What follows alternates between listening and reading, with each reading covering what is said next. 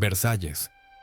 Solo pronunciar ese nombre evoca imágenes de opulencia sin límites, salones dorados, espejos infinitos, jardines geométricos que se pierden en el horizonte, vestidos desbordantes, pelucas empolvadas, banquetes interminables, un símbolo del poder absoluto, un escaparate del refinamiento francés, un lugar donde la corte del Rey Sol, Luis XIV, convirtió la vida en un teatro de lujo constante. Pero detrás del mármol, la seda y el perfume, se escondía una realidad escandalosa. Versalles era hermoso, pero olía a infierno, porque la higiene, esa base invisible del bienestar moderno, brillaba por su ausencia. Este no es un video sobre arte, arquitectura o política, es sobre lo que no se cuenta. Cómo hacían sus necesidades los nobles, cuántas veces al año se bañaban, si es que se bañaban, cómo intentaban disimular el hedor corporal con litros de perfume, y cómo el palacio más fastuoso del mundo estaba lleno de orina, heces y ratas. Bienvenido a Versalles, el lugar donde el lujo más brillante se mezclaba con la mugre más escandalosa.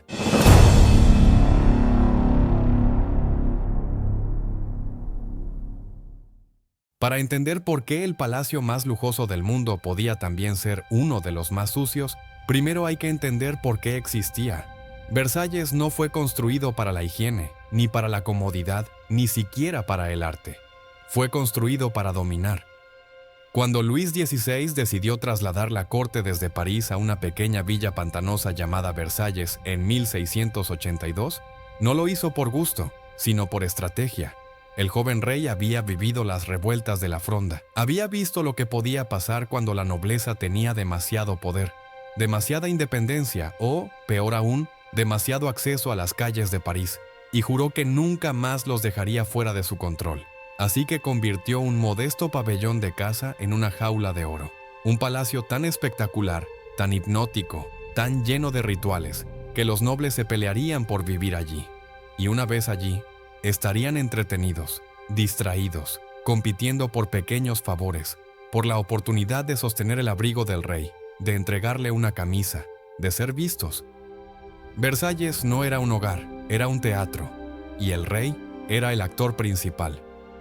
Cada mañana su despertar, el lever du roi, era una ceremonia. Despertaba ante una audiencia, se vestía como un rito, comía como espectáculo.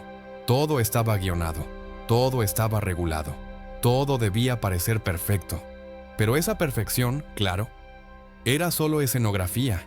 Detrás de los tapices había humedad, detrás de los espejos había grietas, y detrás del oro había heces. El palacio, aunque gigantesco, nunca fue diseñado para alojar a miles de personas al mismo tiempo. Nobles, cortesanos, sirvientes, soldados, músicos, cocineros, jardineros, funcionarios, visitantes, extranjeros. Era una ciudad sin infraestructura urbana. No había red de agua potable, no había sistema de desagüe moderno. Y lo más elemental, no había suficientes letrinas. La mayoría de las habitaciones no tenía baños, algunas ni siquiera tenían ventanas, y si el protocolo era estricto con el comportamiento, era completamente laxo con la higiene. Se orinaba en orinales portátiles, que a menudo se vaciaban en los pasillos, en los jardines o directamente por las ventanas. El aire podía estar saturado de perfume, pero también de sudor, de humedad, de moho, de estiércol. Y lo peor, se acostumbraron. El olfato se adaptaba, pero las bacterias no perdonaban. Versalles era un monumento a la estética, un símbolo de la monarquía absoluta, una joya para el ojo y una bomba para el estómago, porque bajo cada capa de barniz y de seda latía una verdad que el Rey Sol jamás habría mostrado: el poder puede brillar mientras apesta. Versalles era gigantesco, un monstruo de mármol y oro que albergaba a más de 3,000 personas de forma habitual, y muchas más durante celebraciones o visitas diplomáticas. Pero había un pequeño detalle que el esplendor no podía ocultar. No había baños, literalmente. Ni retretes como los actuales, ni duchas, ni cañerías, ni la más mínima noción de higiene moderna. El concepto mismo de baño privado simplemente no existía, y el de intimidad corporal menos. Incluso en las habitaciones de los duques, marqueses o príncipes no había letrinas fijas. Lo que había eran soluciones improvisadas, chaises percés, sillas con un agujero en el asiento, bacines de loza o estaño, o, en el peor de los casos, una esquina oscura y poco transitada, porque cuando la necesidad apretaba y nadie quería salir al frío de la madrugada ni atravesar pasillos atestados, se resolvía ahí mismo. Y una vez lleno, ese orinal, ¿a dónde iba? A veces lo vaciaban por la ventana, otras veces en los fosos de los jardines, y en muchas ocasiones quedaba olvidado por horas. El contenido se evaporaba, el resto se incrustaba en alfombras, muebles, suelos de madera. Hay testimonios de diplomáticos horrorizados que aseguran haber visto nobles defecando tras un biombo, o damas orinando discretamente tras una columna, mientras sostenían abanicos y conversaban de arte. Los sirvientes hacían lo mismo, porque no había otra opción. Los pasillos eran largos, los accesos a los pocos baños públicos estaban mal distribuidos, malolientes y casi siempre ocupados. Y como no existía un protocolo centralizado de limpieza, Versalles se convirtió en una olla de presión sanitaria. Los suelos del Salón de los Espejos, el orgullo arquitectónico del Rey Sol, escondían manchas humanas entre los reflejos del mármol. Las fuentes del jardín eran usadas por animales, personas y criados como lugares para enjuagar, lavar, orinar y a veces algo peor. Pero lo más perturbador, nadie lo consideraba un escándalo, porque para los estándares del siglo XVII, eso era normal. La palabra higiene no tenía la misma carga que hoy. El agua se consideraba peligrosa. Se creía que abría los poros al mal aire, a los espíritus, a los contagios invisibles. Así que, en vez de eliminar la suciedad, se cubría. ¿Con qué? Con capas de ropa, con telas perfumadas, con esencias florales, con litros y litros de perfume. El cuerpo se tapaba, la suciedad se disimulaba, y el olor se aceptaba como parte de la vida. Versalles, con sus espejos brillantes, su protocolo impecable y su iconografía del poder, era también un laboratorio de decadencia, un palacio sin tuberías, un paraíso sin limpieza, un monumento a lo hermoso y lo inmundo. Versalles era sinónimo de etiqueta, de ostentación, de moda refinada. La corte del Rey Sol marcaba tendencias en toda Europa: cómo vestirse, cómo caminar, cómo hablar, cómo sonreír. Todo era apariencia, todo era teatro. Pero debajo del brocado, del terciopelo, de las pelucas empolvadas, el cuerpo se descomponía en silencio. Los nobles dedicaban horas a prepararse para un paseo por los jardines, una cena con el rey o un baile en la galería de los espejos. Sus trajes eran obras de arte, corsés apretados hasta la asfixia, capas bordadas con hilos de oro, zapatos con tacón de terciopelo. Pero la ropa rara vez se lavaba. ¿La razón? Lavar ropa era un acto arriesgado. Los jabones de la época eran abrasivos, hechos con soda cáustica o cal viva. Una mala lavada podía arruinar un vestido de cientos de francos. Así que las prendas, especialmente las más caras, se aireaban, se colgaban al sol, se frotaban con vinagre, se rociaban con agua de rosas, lavanda, almizcle. Pero no se lavaban con agua y jabón. Y los cuerpos tampoco. Los baños eran esporádicos, semanas, a veces meses sin tocar agua. A cambio, se usaban camisas interiores de lino que se cambiaban con frecuencia. El cambio de camisa era el equivalente simbólico al baño. Y si el cuerpo sudaba, se aplicaba más perfume. La piel sufría. El maquillaje estaba cargado de plomo y vinagre. Se aplicaba directamente sobre el sudor, sobre el acné, sobre los sarpullidos. Las mejillas se coloreaban con carmín, mientras la piel desarrollaba infecciones por debajo. Las pelucas, íconos de la moda cortesana, ocultaban calvicie, piojos, caspa y hongos. Algunas eran tan pesadas que se necesitaban ayudantes para colocarlas, y por dentro criaban vida. Los vestidos de las damas eran tan voluminosos que impedían sentarse cómodamente, y muchas veces las mujeres orinaban de pie, ayudadas por sirvientas, mientras disimulaban con abanicos y sonrisa. Era un sistema completo, cruelmente estético, que sacrificaba la higiene por la imagen, porque en Versalles lo que no se veía no importaba. Un noble podía tener llagas bajo la peluca, olor a pies rancio bajo los tacones o ropa interior podrida. Y aún así ser el centro de todas las miradas en la corte. La elegancia era una ilusión, y la mugre, un precio aceptado por pertenecer al círculo del sol. Los bailes seguían, los abanicos se agitaban, las pelucas brillaban, y debajo de todo eso la decadencia avanzaba, con perfume, Si Versalles tenía una religión no escrita, era el perfume. No una fragancia puntual, sino una nube densa, constante, penetrante. Una mezcla imposible de descomponer. En los pasillos más decorados de Europa, el olor era parte del mobiliario, un personaje más de la corte. Pero cuidado, no era olor a limpieza, era una mezcla de sudor humano, piel rancia, comida en descomposición, incienso y flores artificiales.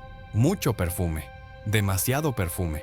En el siglo XVII, la ciencia médica aún creía que los malos olores, los miasmas, causaban enfermedades. No se conocían las bacterias, ni los virus, ni la higiene microbiana. Se pensaba que el aire sucio era venenoso, y que lo único que podía protegerte era oler otra cosa. Los nobles no usaban perfume para seducir, lo usaban para sobrevivir. Era un escudo aromático, una barrera olfativa contra la peste, el cólera, la fiebre, la malaria del siglo. Casi todos llevaban frascos de esencia escondidos entre la ropa, pañuelos perfumados entre las mangas, ramilletes florales que se acercaban a la nariz como filtro contra el aire, y guantes impregnados con aceites aromáticos. Luis XIV, el mismísimo Rey Sol, no se bañaba, pero se perfumaba hasta 3 veces al día. Tenía su propia receta personal: jazmín, almizcle, ámbar gris. Un aroma tan intenso que algunos cronistas aseguraban que podías oler al rey antes de verlo entrar. Las damas de la corte no se quedaban atrás. Podían usar hasta 15 tipos de esencias distintas al mismo tiempo. Una para el cabello, otra para el escote, otra para el corsé. Otra más para los zapatos, los guantes, las muñecas, el abanico.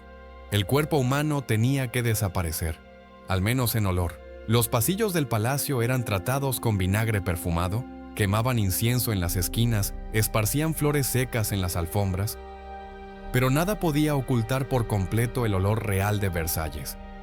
Porque cuando combinas perfume floral con excremento humano, con grasa rancia de banquetes, con humedad atrapada entre muros y muebles de madera, el resultado no es elegancia, es nauseabundo, un perfume sobre otro.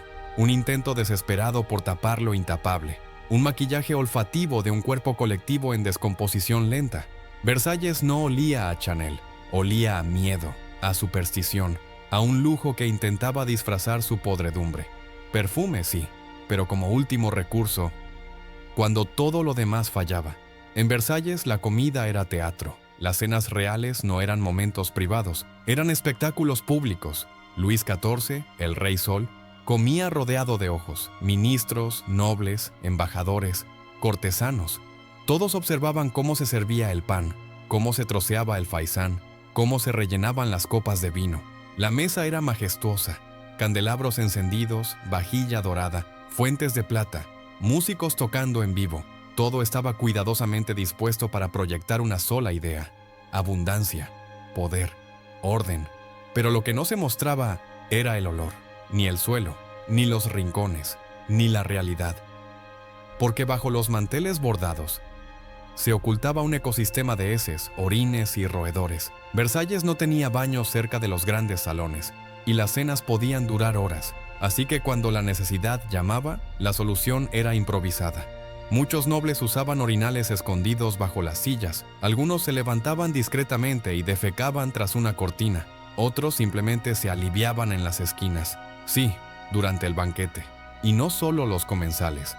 Los sirvientes, que debían estar de pie durante toda la jornada, a veces 10 o 12 horas seguidas, no tenían tiempo ni permiso para ir al exterior. Así que usaban baldes, cubos improvisados o la cocina misma como letrinas temporales. Resultado: un salón perfumado con agua de rosas, pero impregnado de olor a descomposición humana. Los manteles, aunque bellos, no siempre se lavaban entre banquete y banquete. A veces se sacudían, a veces ni eso. Los cubiertos podían ser compartidos entre varios invitados sin enjuagar. Y hay testimonios de sirvientes que escupían en los platos para marcarlos como ya servidos, evitando que otro camarero los tomara por error. Y si todo esto no fuera suficiente, las ratas eran invitadas frecuentes. Versalles estaba rodeado de campos, jardines y bosques, y los alimentos que caían al suelo, queso, pan, carne, frutas, quedaban como banquete nocturno para los roedores. Bajo los pies del rey desfilaban ratas. Mientras la aristocracia hablaba de política, moda o escándalos amorosos, las bacterias se multiplicaban en silencio, porque en la corte más elegante del mundo, la higiene era un detalle olvidado, un palacio donde se comía con cubiertos de oro, pero donde era común que al mover la silla crujiera algo blando. Versalles era belleza, Versalles era música. Versalles era el centro del mundo civilizado, y también una trampa para el estómago. Versalles no solo brillaba, también se pudría. Bajo sus frescos dorados y sus salones de mármol, latía un palacio vulnerable al más invisible de los enemigos, la enfermedad. La medicina del siglo XVII y XVIII estaba en un limbo, entre la superstición medieval y los balbuceos de la ciencia moderna, y en ese limbo, la salud era un juego de azar. Cuando alguien caía enfermo en Versalles, un sirviente, un noble, incluso el rey, comenzaba una pesadilla. Los médicos llegaban con peluca empolvada, bastón con pomo de oro y un aire de superioridad. Pero bajo la apariencia, pocos sabían. La medicina aún se regía por la teoría de los 4 humores corporales: sangre, bilis negra, bilis amarilla, flema. Se creía que el cuerpo enfermaba cuando esos fluidos estaban desequilibrados. ¿Y cómo se equilibraban? Con sangrías, con purgas, con sanguijuelas, con enemas. Sí, un resfriado podía llevar a una fiebre, la fiebre a una sangría, la sangría a una infección, y la infección a la tumba. Todo con el aval del médico real. Se analizaban orinas por el color y el olor. Se tomaba el pulso con intuición. Y muchas veces el diagnóstico era dictado más por la posición política del enfermo que por su estado real. En tiempos de peste o epidemia, el terror se disparaba. Se quemaban resinas y hierbas purificadoras en los pasillos. Se colgaban amuletos y medallones mágicos.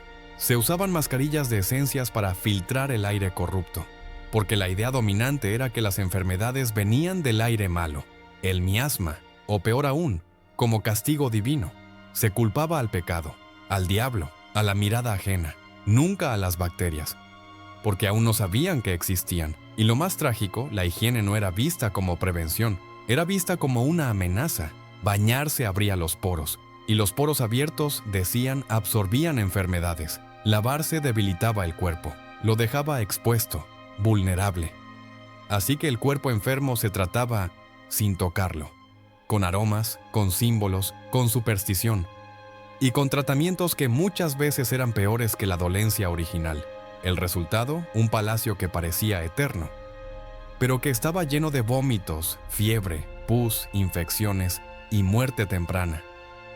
Los perfumes no curaban, las sangrías no sanaban, y los médicos muchas veces eran verdugos con título. Versalles era un templo a la belleza, pero en sus entrañas, la vida se escapaba, gota a gota, entre errores médicos y oraciones inútiles. Y ahora la gran pregunta, ¿el rey tenía baño privado? Sí, pero no como tú lo imaginas. No había grifos, ni agua caliente al instante, ni baldosas de mármol brillantes. El baño del Rey Sol era más símbolo que costumbre, más un ritual que una rutina. Luis XIV, el monarca más poderoso de Europa, tenía una bañera, sí, de plata, brillante, lujosa. Pero esa bañera no estaba empotrada, era portátil y se usaba en ocasiones contadas. Se sabe que la última vez que se bañó fue en 1715, semanas antes de morir. Un acto más cercano a la despedida que a la limpieza. ¿Por qué? Porque en la corte de Versalles, bañarse era peligroso.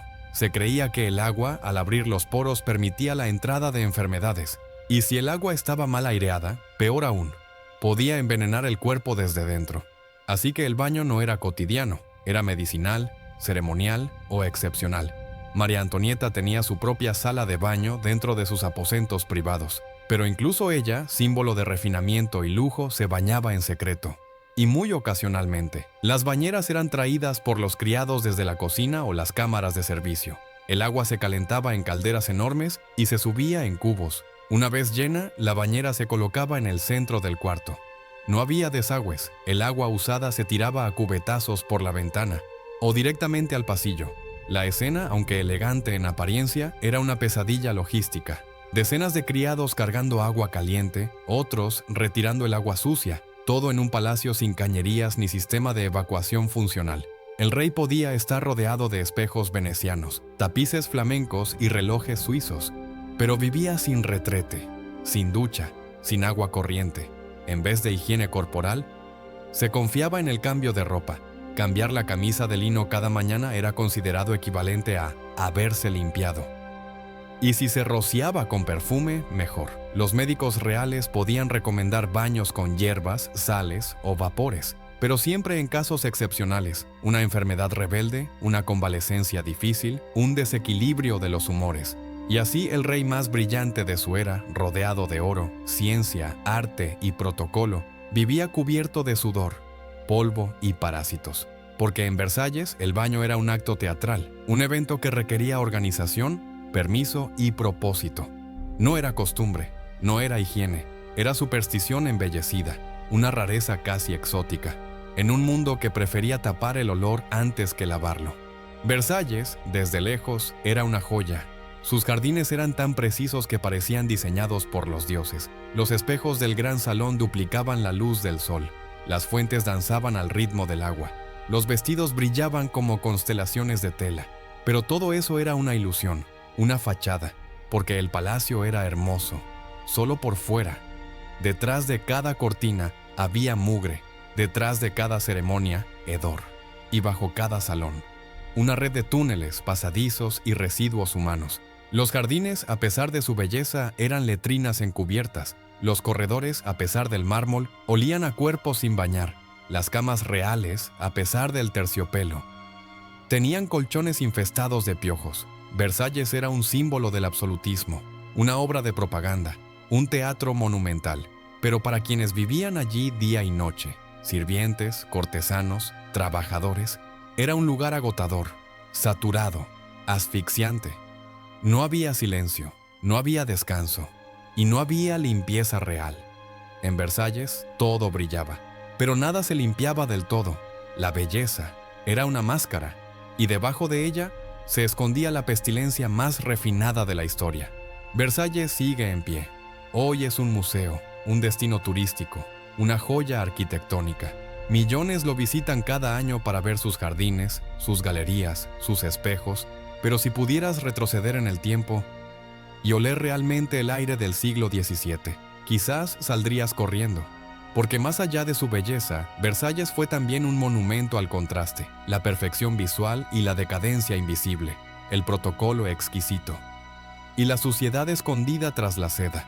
El palacio era un teatro de poder, y como todo teatro, vivía de apariencias. Luis XIV murió rodeado de pompa y con una pierna gangrenada que apestaba toda la habitación.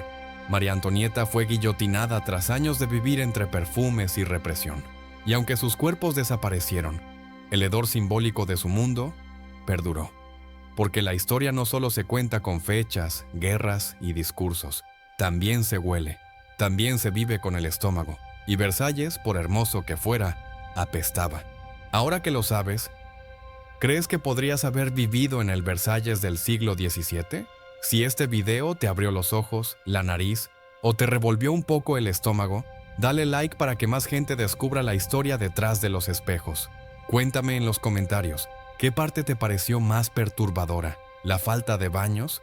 ¿Los banquetes entre excrementos? ¿O los nobles cubiertos de perfume y parásitos?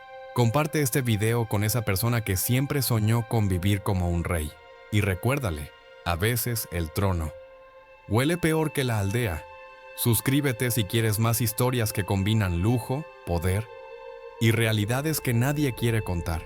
Porque la historia no siempre es limpia, pero siempre es fascinante.